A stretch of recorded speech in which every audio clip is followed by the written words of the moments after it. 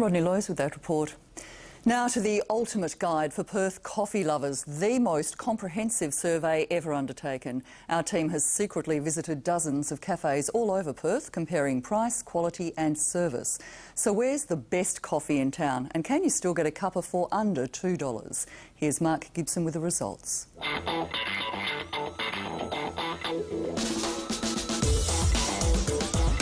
We want to get that strong, smooth consistency. If you get a really quick coffee, walk in and you get a coffee within 10 seconds, you're not getting a good coffee. To actually find a good cup is actually quite hard.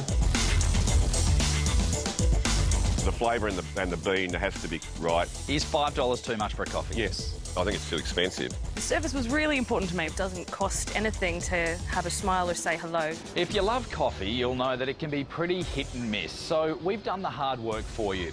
We've spent 2 months scouring coffee shops all over Perth and judging them on price, quality and service. Coffee lovers, listen up. We'll reveal the cheapest and the best coffee in Perth quicker than you can order a skinny soy decaf latte, warm, not hot, with a twist of lemon, half a sugar and 2 white marshmallows on the side. Certainly, sir. We're beating Melbourne, that's for sure. You reckon? Yeah. I think it's really improving, especially over the last 10 years. Let's meet our team of judges. Peter Cheklich loves coffee so much he started his own website, perthcoffeeescape.com. A lot of people will drink anything, which is fine, but we just want the cafes to raise their level as well and for people to know where they can actually get a good cup. Coffee connoisseur and journalist for the West Australian, Lindsay McPhee. Some were very bitter and thin and just, pretty horrible, but there was others that were just wonderful. And our undercover agents from Mix 94.5's The Big Couch, Claresy, Shane and Kimber. What I like in my coffee is caffeine. I don't like the watery taste. The watery ones taste like instant coffee. Obviously, I'm looking for flavour. I'm looking for as many sugars as I can cram into the cup. It was a really mixed bag. If it's expensive, it has to be bloody good. It didn't last that long.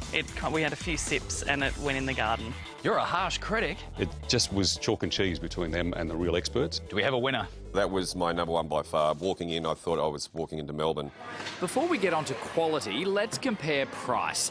We've surveyed 25 cafes from Joondalup in the north to Rockingham in the south, Claremont in the west and Midland in the east. I'm a Scrooge, so yeah, it's pretty good. If anyone was $2 for a coffee, I'd buy 6. Well, Claresy, we've found your place. The IGA in Balcatta might just have Perth's cheapest coffee at $1.99. That's right, $1.99. So what do you think you should pay for a good cup of coffee? Look, I'd be willing to pay $6 if it's fantastic. $6 might be a bit steep, but here's a list of some random prices across Perth. These are all for dine-in, regular-sized flat whites. Most are between $3.60 and $4. If you miss them, check our website. I think coffees have to be under $4. As soon as it went over $4, I was hesitant to get it. I think coffees should be for a sit-down about $3.50. Some of the prices for what you were getting really in Perth was just, it's too much. These prices are a bit higher. They're all for large takeaway flat whites, starting at $4.40. A lot of places now charge $5. Atomic in Claremont is $5.10. And the most expensive we found, $6 at Ristretto in the city. If it's going to be $4.50 and it's a bigger cup, so you get a bit more bang for your buck, then I don't mind paying a little bit more. Next, we chose 10 random coffee shops and sent our 5 judges to all 10. Everything from chains to drive-thrus to family-run cafes. They scored each coffee on temperature, flavour, presentation and service. There was a couple that really were terrible that I couldn't drink. Those that were really rich and kind of creamy, I thought were really, really good. Most of them were pretty bad, but in general, there's about 4 in the list that we did that I think are quite decent. First stop, Gloria Jeans in Morley. Next. I didn't rate it at all. Very, very hot, couldn't touch it for 5 minutes. And then when I tasted it, it just tasted like milk. It was a good size cup of coffee. It was just a coffee. It wasn't brilliant. Globe Coffee House in Mount Lawley.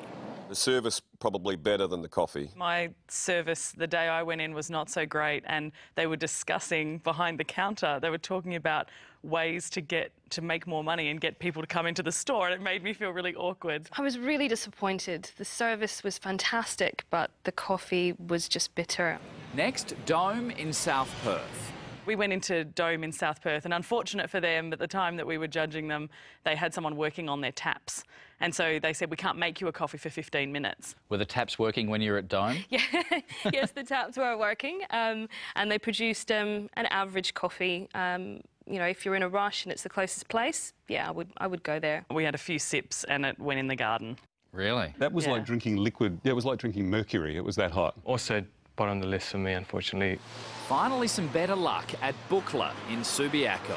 It's a very sexy coffee shop, and the byproduct of that is you can't get a seat. It was chock-a-block. In terms of coffee, they know what they're doing. The cafe itself, the decor, brilliant.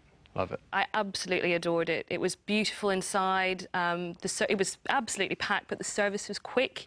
The people were friendly, and the coffee was just wonderful. For a quirky cuppa, there's woolly lattes in Wembley, combining knitting, yes, knitting, with coffee. My God, what's that about? It is an interesting concept. People walking in with knitting needles going, I'll have some wool. Oh, and while I'm here, I'll have a latte. The coffee was, yes, it was small, but it was lovely. And I think it's an interesting place to have a little browse as well. At Elixir in Netherlands, they take their coffee very seriously.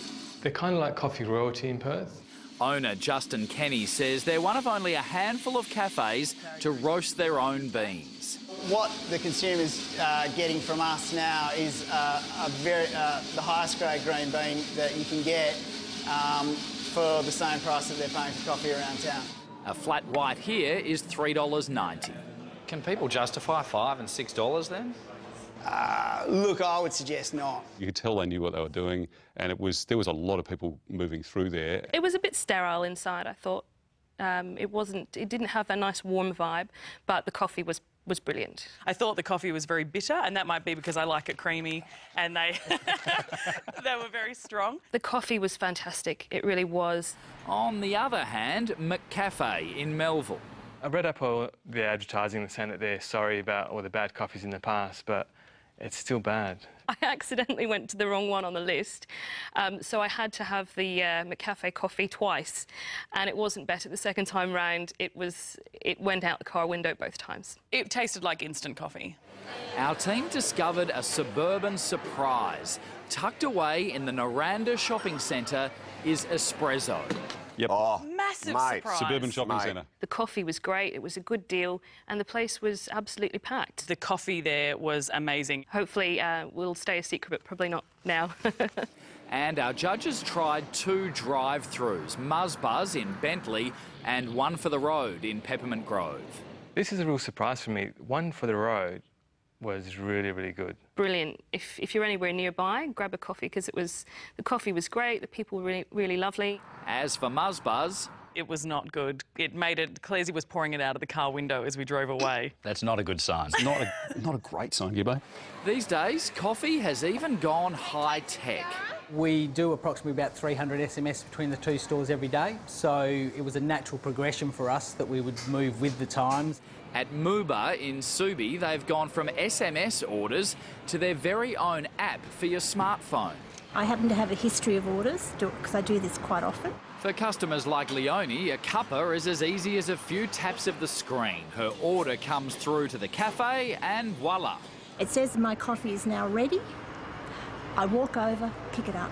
How easy? Pay for it. Couldn't get any easier than that. Thank you. Have a good day. See you all later. They can do it from their computer as well in their office or their iPhone, and yeah, come down and get their coffee, and pretty much the time that we have written on there will be the time their coffee will be ready.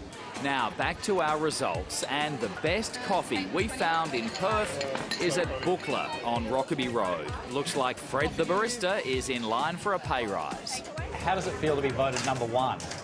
Quite surprised. I didn't even know about the survey that was happening. It was very secret.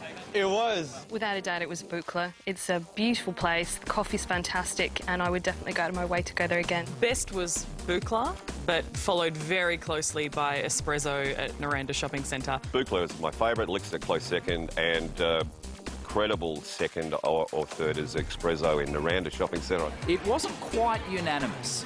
Bookler very close second, but comparing just coffees, not the cafe itself, definitely Elixir. Espresso gets an honourable mention for just great coffee, great service in a tucked-away little shopping centre.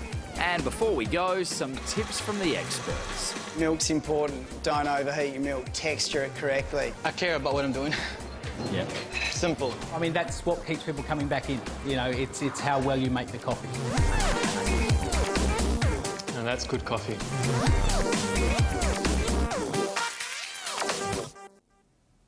You'll find the complete price survey and all the judges' scores on our website, and there'll be more info on tomorrow's West Australian.